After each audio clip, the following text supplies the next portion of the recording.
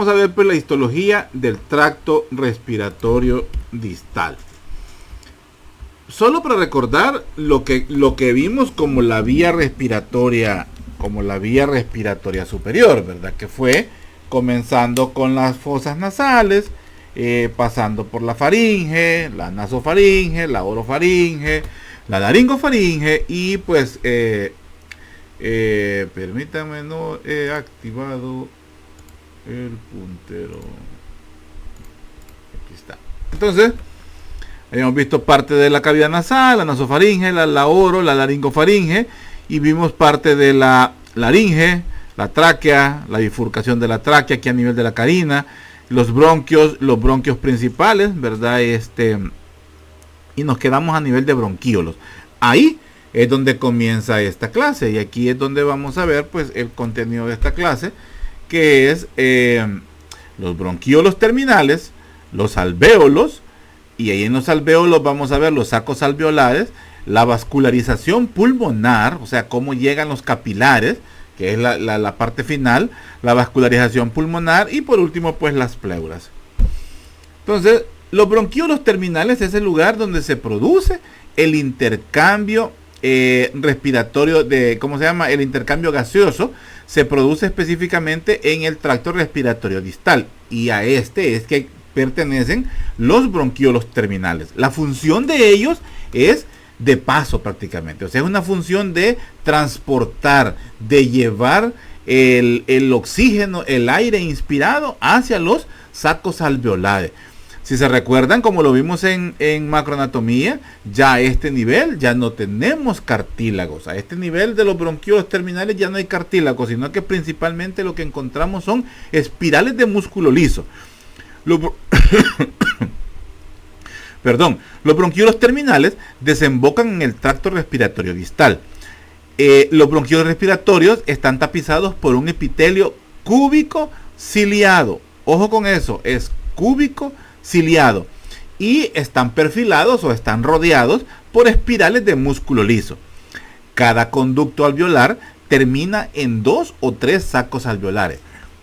Un bronquíolo terminal se continúa inmediatamente con un conducto alveolar, y este conducto alveolar es el que termina en los sacos alveolares. Ya vamos a entender eso, ya vamos a ver de qué es lo que estamos, aquí lo estamos viendo. Aquí está el tipo de epitelio, lo que hablábamos. Entonces estamos a nivel de un bronquíolo terminal, como lo podemos ver acá. Entonces, estos bronquíolos terminales tienen unas comunicaciones, ¿verdad?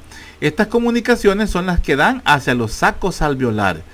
Los sacos alveolares son los espacios al interior de los alvéolos. Es el sitio específico donde se da el intercambio. Ese es el saco alveolar.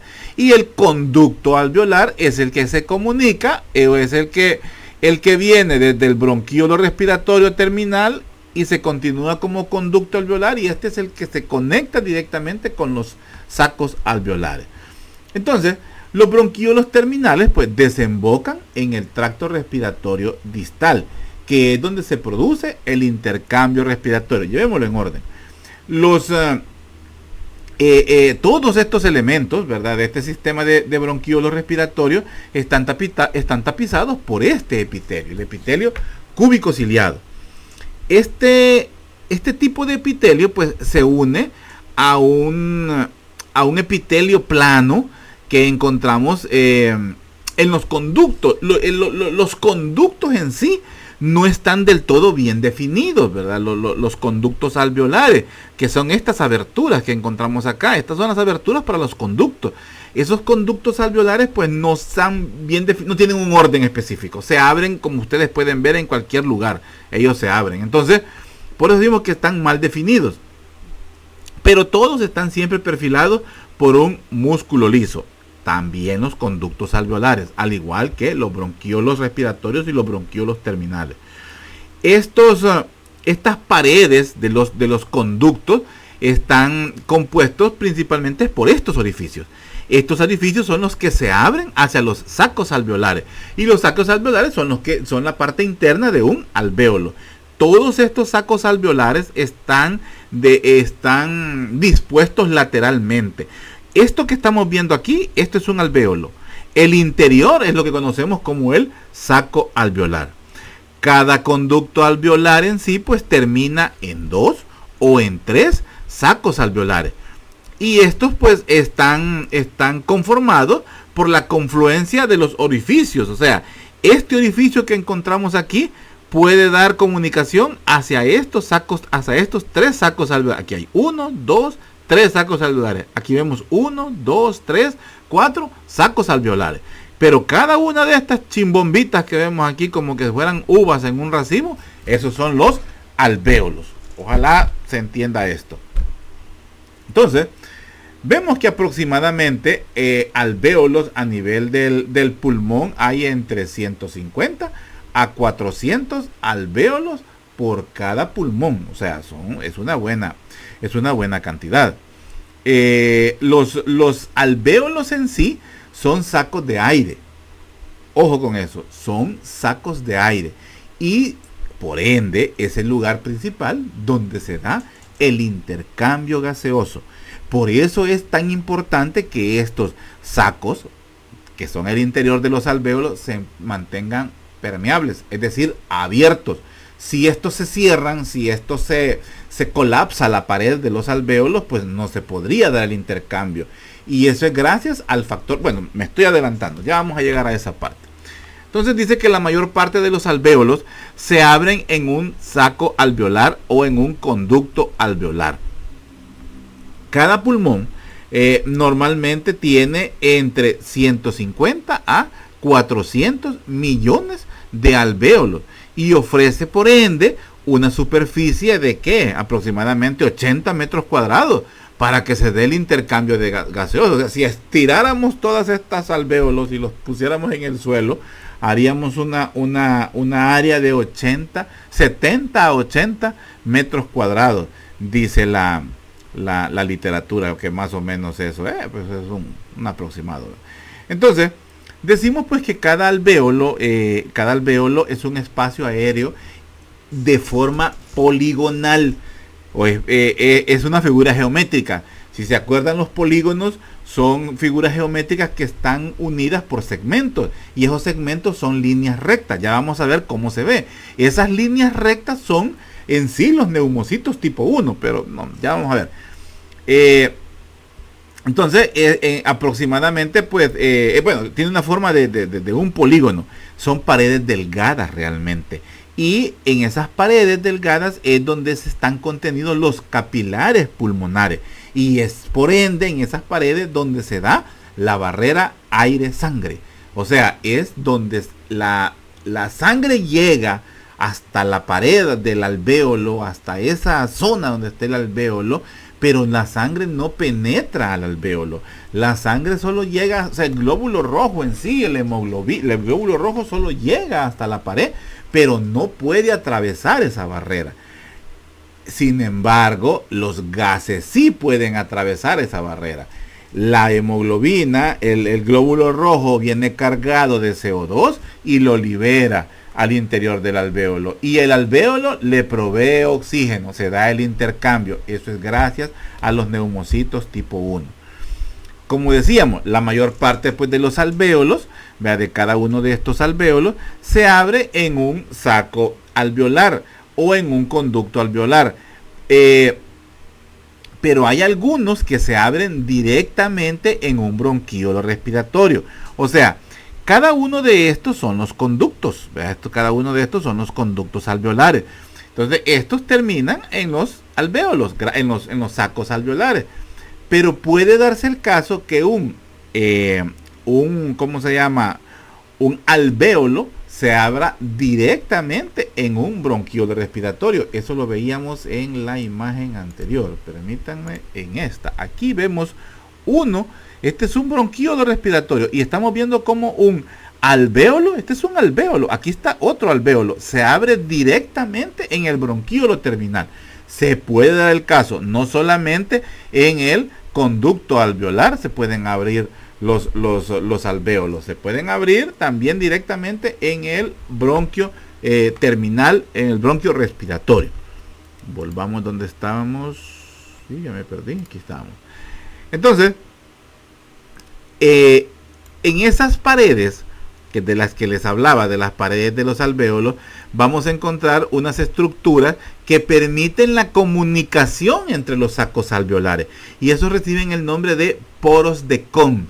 En alguna otra literatura podemos encontrarlos como poros alveolares o también como agujeros alveolares. Pero aquí los vamos a manejar como los poros de Kohn. Aquí está, los poros de Kohn. Permiten una comunicación directa pues entre los alvéolos. Esto pues de esta forma se facilita la distribución rápida y regular del aire por todo el lóbulo pulmonar durante la inspiración. O sea, si bien es cierto, cada conducto alveolar termina en 2, 3 o 4 sacos alveolares, eso le provee comunicación, eso le provee una difusión de aire inspirado y también la extracción de aire expirado, vea, de CO2. Pero además el pulmón, así como existe en el sistema circulatorio, aquella recurso en cual las arterias se aseguran de que haya irrigación en todo el tejido, que son las anastomosis, pues a esa misma figura, digamos, a ese mismo recurso, tienen los alvéolos, en los cuales pues tienen una comunicación entre ellos, y esos son los poros de Kohn. Y con eso pues se asegura que el aire pues llegue, el aire inspirado se mueva en todo ese lóbulo durante la inspiración. Ahora bien, hay algunos patógenos que pueden, si se acuerdan del mecanismo del cual tenían los bronquios principales y también la tráquea, del ascensor mucociliar, que es gracias a las células ciliadas que la producción del moco, que estas pues aglutinaban los patógenos, llámese humo, llámese polvo, llámese patógenos en sí, o sea, virus, bacterias, lo que sea, los englobaban y gracias a un ascensor, o sea, un retroceso, lo llevaba hacia arriba para ser deglutido en la laringofaringe, o sea, que se fuera hacia la faringe y por ende pues hacia el esófago.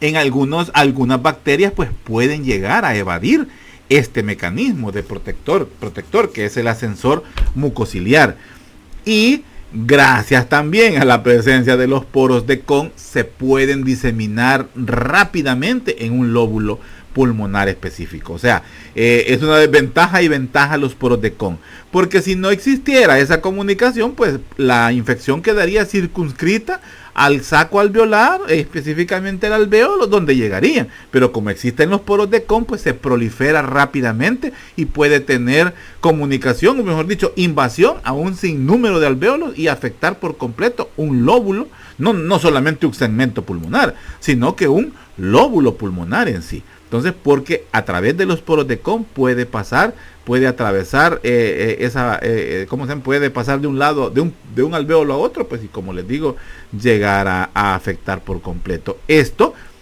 es lo que es lo que nosotros conocemos en medicina como las neumonías lobares. O sea, una neumonía es una inflamación del pulmón por una infección bacteriana, viral o hasta un hongo que afecta específicamente un lóbulo pulmonar. Esto también puede verse consecuencias de una bronconeumonía. Se afectó un bronquio específicamente, llegó a afectar un bronquio principal, afectó el bronquio principal, pero también un bronquio segmentario, un bronquio lobar, y eso pues lleva también a la diseminación hacia una zona específica y afectar un lóbulo pues del pulmón. Los componentes celulares de los alvéolos específicamente o principalmente son los neumocitos tipo 1 y los neumocitos tipo 2. Estos se mantienen o se localizan específicamente en la membrana basal alveolar. Ya lo vamos a ver. También vamos a encontrar otras células muy importantes de defensa a nivel de los alvéolos, que son los macrófagos alveolares. Esto es una microfotografía donde pues estamos viendo, esta es una barrera, o sea, esta es una pared entre un alvéolo, aquí está un saco alveolar, aquí tenemos otro saco alveolar, o sea, un alvéolo y este es otro alvéolo.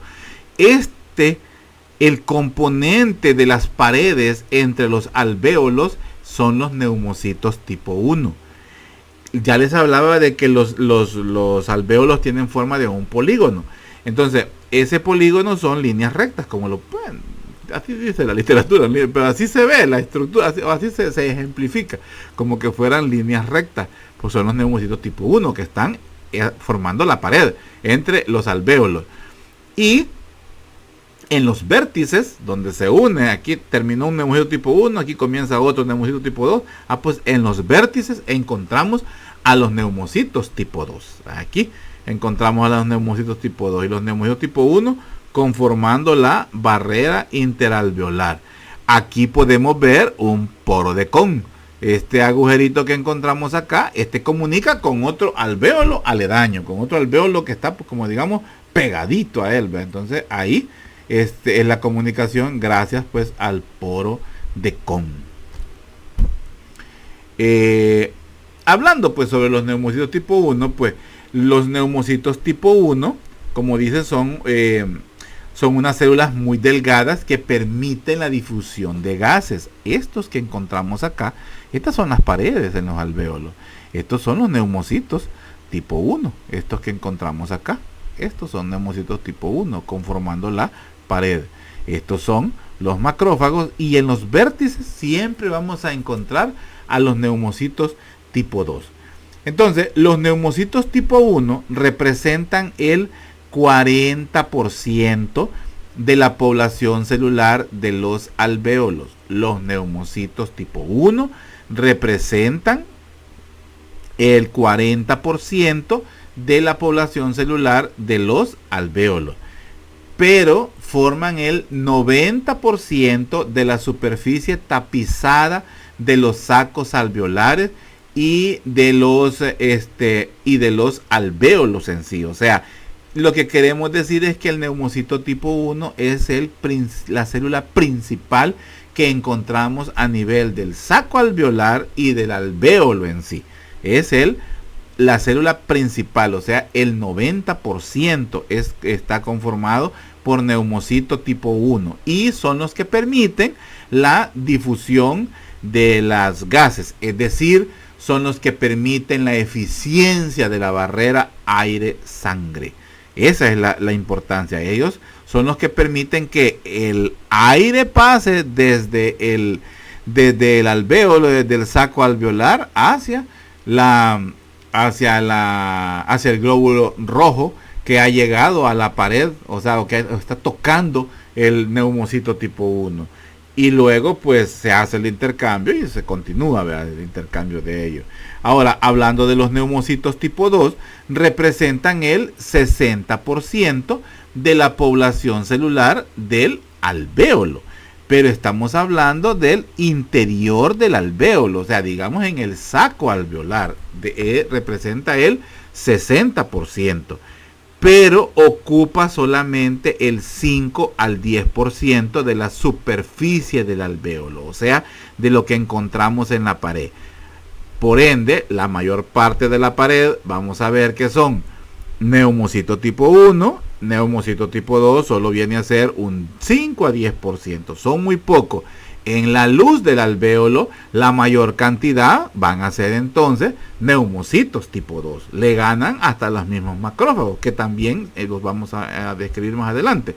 Porque los macrófagos, como dice aquí, pues macrófagos son los importantes mecanismos de defensa con el que cuenta cada alvéolo. Entonces, espero que se entienda esto. Dentro de la celularidad, al interior del alvéolo, la principal es los neumocitos tipo 2. Los neumocitos tipo 1 son muy escasos. Ahora, conformando parte de la pared del saco alveolar y en sí del propio alvéolo, ahí la principal son los neumocitos tipo 1. Representan el 90% de todo lo que está tapizado. O sea, es la tapizada, o sea, digamos, todo la capa pues interna del alvéolo es completamente neumocito tipo 1 y neumocito tipo 2 pues ya es una menor cantidad. Sigamos. Hablemos un poquito más sobre cada uno de ellos. Neumocito tipo 1, tipo 2 y los macrófagos. El neumocito tipo 1, ¿verdad?, que conforma la pared interalveolar, pues son células planas, son células delgadas. Los núcleos son grandes, eso sí es muy importante, los núcleos son grandes. Bueno, eso lo podíamos ver aquí. Aquí, vean los núcleos son grandes, ¿verdad? Son los núcleos endoteliales, como dice aquí, porque es del endotelio. Vea estos. Sigamos acá donde estoy. Ajá. Son grandes y pues están unidos por uniones oclusivas o uniones estrechas. Este tipo de unión lo veíamos también en las células nerviosas, allá cuando veíamos las respiratorias. Por ahí se nos describía de este tipo de células, de estas uniones oclusivas.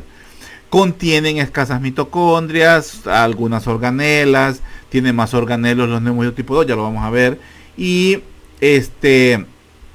la delgadez en sí de la célula es lo que contribuye a la eficiencia de la barrera aire-sangre. El neumocito tipo 2 son células redondeadas que normalmente se localizan en los ángulos. Ojo con eso, en los ángulos del polígono, o sea, del saco alveolar. Los núcleos de los neumocitos tipo 2 pues son un poco también al igual que ellos, son redondeados.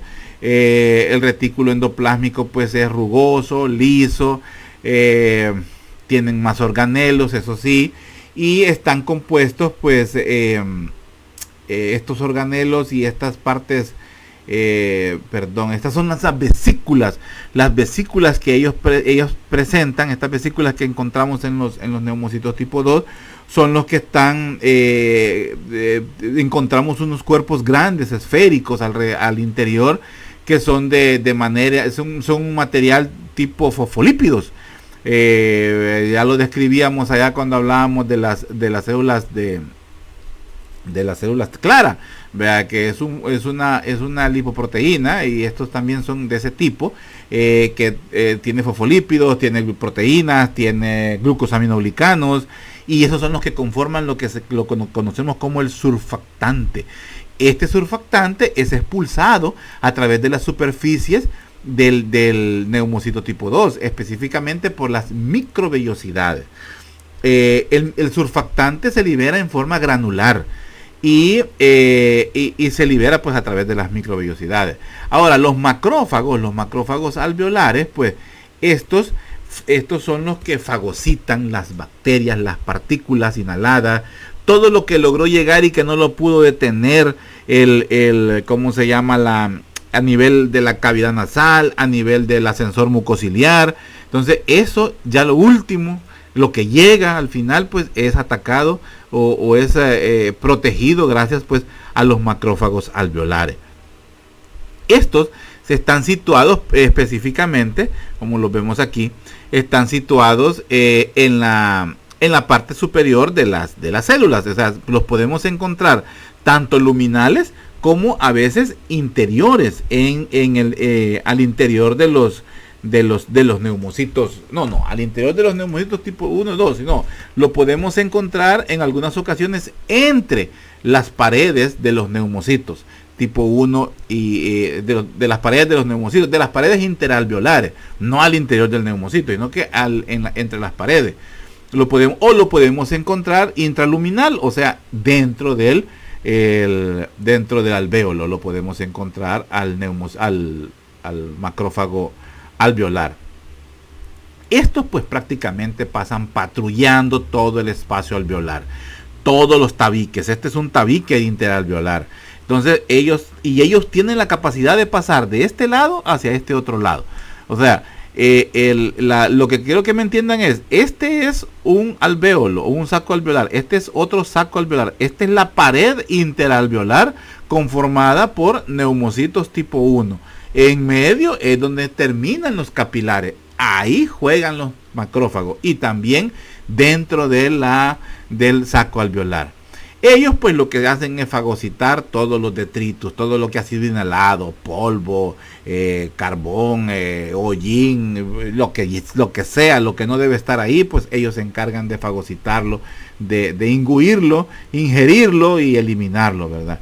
Pues por ende, pues es el mecanismo de defensa principal ante cualquier injuria, ya sea bacteriana, viral, hongo o lo que sea. Otra función que tienen los macrófagos es que se encargan de barrer y eliminar el exceso de surfactante que pueda haber al interior del saco alveolar, ya que puede haber hiperproducción o una segregación de mucho surfactante, y estos pues son, ¿cómo se llama? Son eliminados pues gracias a los macrófagos.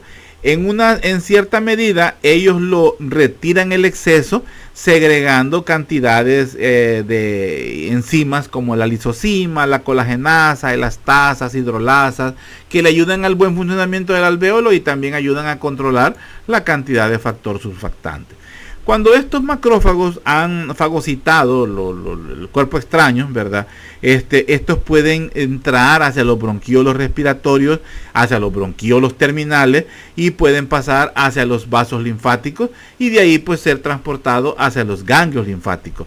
O también pudieran, y es donde se van a ser eliminados, y también pudieran adherirse pues al epitelio ciliado, ¿verdad? Que tiene moco todavía, que podemos encontrar en los bronquios, y incorporarse al ascensor pues mucociliar y eliminarse como la vía que ya ustedes ya habíamos hablado. Entonces a eso pues hace que ascienda hacia los bronquios, hacia la tráquea, donde pues al final pues van a ser retirados gracias pues ya sea a la tos, o van a ser pues tragados.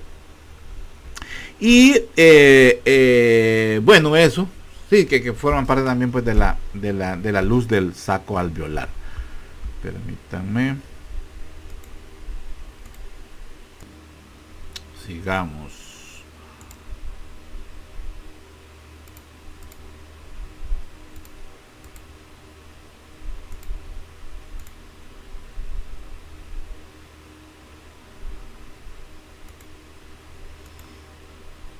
Permítanme, tenemos errores técnicos.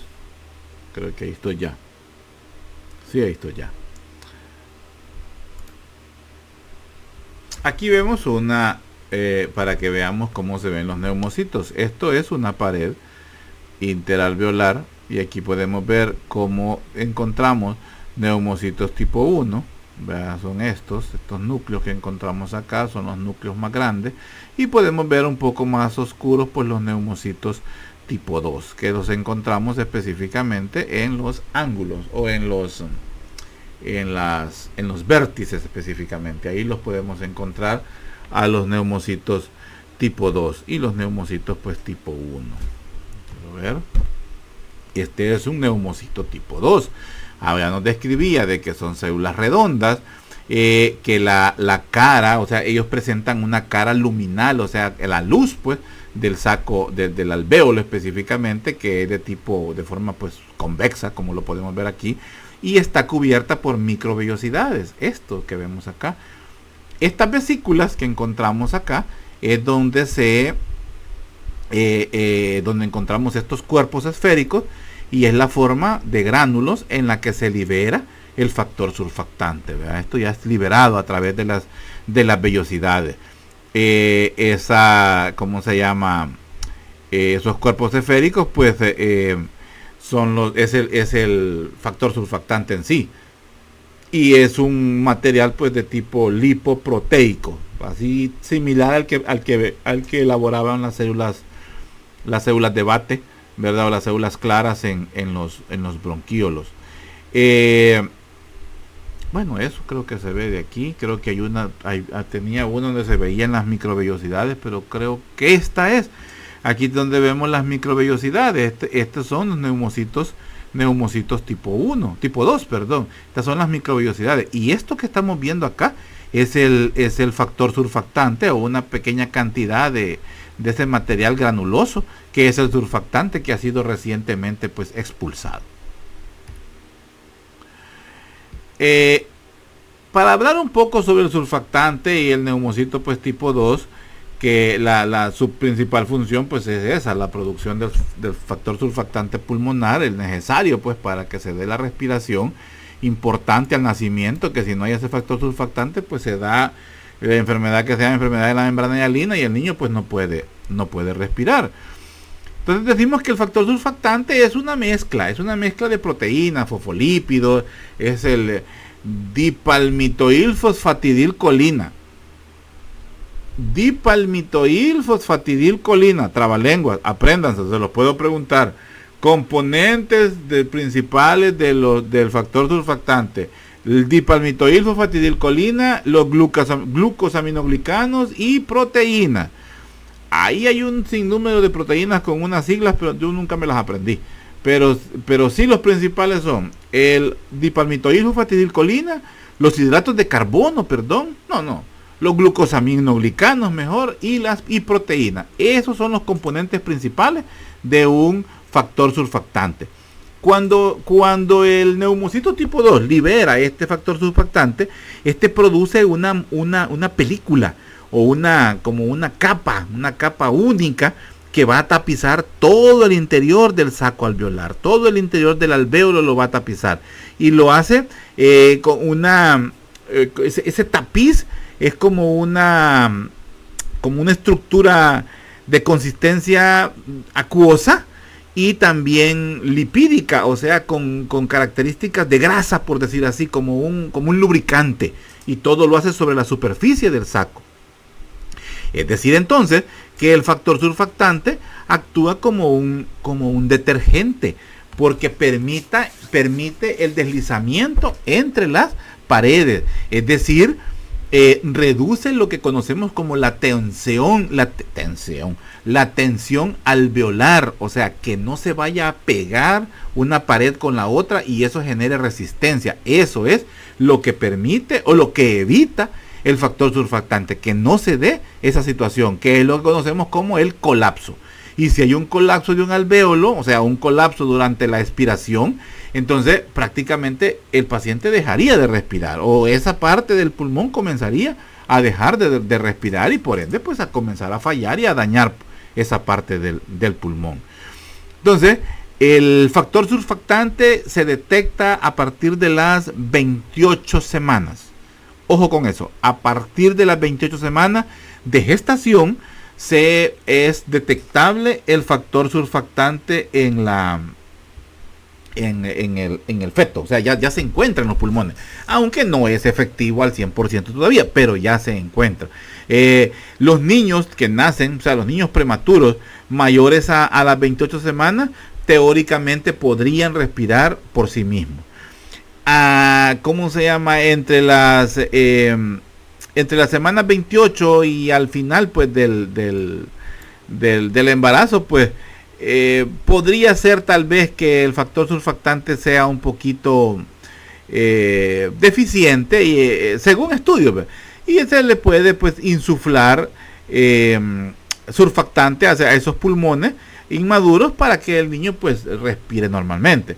Ahora, cuando el feto nace antes de las 28 semanas, pues tiene riesgo de muerte.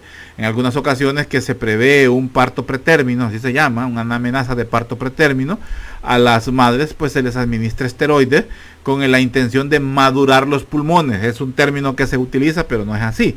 Lo que tratamos de buscar es aligerar, no. Lo que queremos es que el factor surfactante, que los neumocitos tipo 2 comiencen a producir el factor surfactante, o sea que estamos haciendo que esa producción sea más rápida para evitar un problema de distrés respiratorio del niño pues al nacer, que a eso se le conoce como la enfermedad de las membranas hialinas. Cuando no hay factor surfactante, lo que se daña en sí no es el neumocito tipo 2, lo que se daña es el neumocito tipo 1. Al dañarse el neumocito tipo 1, el neumocito tipo 2, pues el neumocito tipo 2 no produce el factor surfactante, pues, y entonces se daña la pared del alvéolo y por ende se da el distrés respiratorio y el feto, pues el niño, pues puede nacer. Cuando la persona, ya el adulto, se expone a tóxicos, ya sea por ¿cómo se llama? Por venenos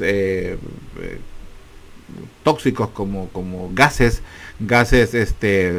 tóxicos, pero ahorita se me han ido los nombres. puede haber un daño en sí del tejido alveolar y se pueden dañar los neumocitos tipo 1. Entonces se ha estudiado que los mismos neumocitos tipo 2 pudieran actuar como células madre y llegar a suplantar la lesión donde está el neumocito, a llegar a reparar el neumocito tipo 1 que está dañado, o puede ser un precursor de neumocitos tipo 2, o sea, generar una colonia de neumocitos tipo 2 al interior del alvéolo que ha sido dañado. Sigamos. Ahora bien, en las paredes alveolares se ejerce como propiedades de extensión y retracción, esas propiedades de retracción, de extensión, de estiramiento en sí, pues es gracias a un tejido elástico, compuesto principalmente por elastina. Entonces, vamos a ver que esas paredes alveolares permiten que los pulmones se estiren y alojen de este modo el aire inhalado, ¿verdad? Después de que ha sido inhalado. Y después, gracias a esa energía que se almacena, ¿verdad? Al estirarse, esa misma energía, porque guarda esa energía, es la energía necesaria para poder sacar el aire que ocupó en sí el alvéolo. Como aquí podemos ver este es un corte, ¿verdad? De pulmón, donde podemos ver el montón de alvéolos, los tabiques interalveolares, ¿verdad? Que son todos estos, y los alvéolos. Entonces, cuando estos alvéolos se llenan de aire, estos se estiran, estos se abren. Entonces, esa misma energía al abrirse es la que sirve para sacar el CO2 que ya después de haberse dado el intercambio. Entonces, eso es gracias a esta proteína que se encuentra en los tabiques, ¿verdad? En los tabiques interalveolares, o al tejido elástico, ¿verdad? Que es la elastina. Entonces, todo este tejido pues funciona como tal si fuera un resorte, el cual pues se encuentra fijo a los bronquios. Entonces, acordémonos que los bronquíolos ya no poseen un cartílago, por ende ya no son estructuras fijas, son un tanto móviles, son un tanto paredes blandas en sí. Entonces, eso hace, pues, o eso es lo que permite la movilización y lo que permite el ensanchamiento del pulmón, y por supuesto el apachurramiento también, pues, del pulmón. Es gracias a esa proteína que es la elastina. Entonces, todo eso se transmite hacia el parénquima pulmonar, de una forma también indirecta, pues, hacia las pleuras, y toda esa misma energía, o sea, ese mismo estiramiento que tiene el alvéolo, lo transmite a la pared del pulmón, lo transmite a la pleura, y lo mismo vuelve a pasar porque lo vuelve a apachurrar y ayuda, pues, a que se libere, pues, el CO2. Con eso evitamos tanto el colapso bronquiolar, que acordémonos que también los bronquíolos pudieran colapsar porque ya no tienen cartílago y no colapsan gracias al factor surfactante que liberan las células claras, y también los alvéolos no colapsan porque presentan el factor surfactante producido por los neumocitos tipo 2. Vamos a ver, quiero ver cómo voy con el tiempo. 40, vale. Creo que voy a hacer una pausa. Vaya, permítame, solo quiero revisar cómo estoy con las diapositivas, porque si ya me duele un poco la garganta. Permítanme.